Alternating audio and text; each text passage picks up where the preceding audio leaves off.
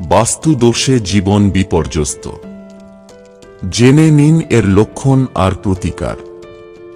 বাস্তুশাস্ত্রের প্রতিটি মানুষের নির্ভরতা ক্রমশ বেড়ে চলেছে। তার কারণ হল মানুষ ধীরে ধীরে বাস্তুশাস্ত্রের কার্যকারিতা ও বিশ্বাসযোগ্যতা সম্পর্কে অবগত হচ্ছেন। অনেক সময় দেখা যায় গ্রহ দোষ না থাকলেও জীবনে বাধা বিপত্তি আসছে। তখন বুঝতে হবে বাসগৃহে বা কর্মক্ষেত্রে বাস্তু দোষ আছে। আমাদের নিজেদের অজান্তেই আমরা বাস্তু দোষের কারণ তৈরি করে ফেলি। আসুন জেনে নেওয়া যাক তেমনই কয়েকটি বাস্তু দোষের লক্ষণ ও তার প্রতিকার। ১. বন্ধ ঘড়ি ঘরে একদম রাখবেন না, এটি আপনার বাস্তুর কালগত স্বাভাবিক পরিবর্তনে বাধা সৃষ্টি করতে পারে। ২.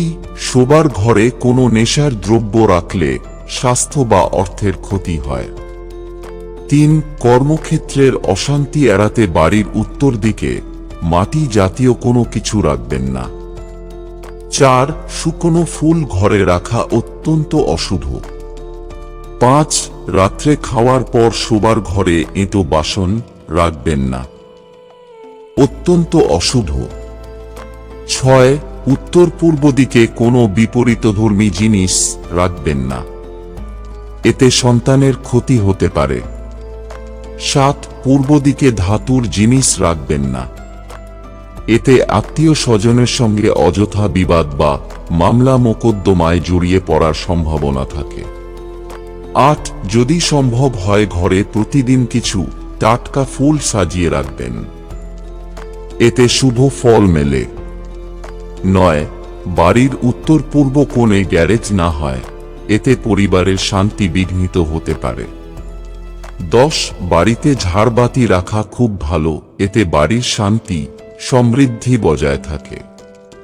১১. মামলার জরুরি নথিপত্র কখনো সিন্দুকে বা বাড়ির দক্ষিণ বা দক্ষিণ পূর্বে রাখা উচিত নয়, এতে ওই মামলা দীর্ঘ মেয়াদী হয়ে যায়। বন্ধুরা, ভিডিওটি ভালো লাগলে লাইক করুন এবং আমাদের চ্যানেলে নতুন হয়ে থাকলে সাবস্ক্রাইব করুন।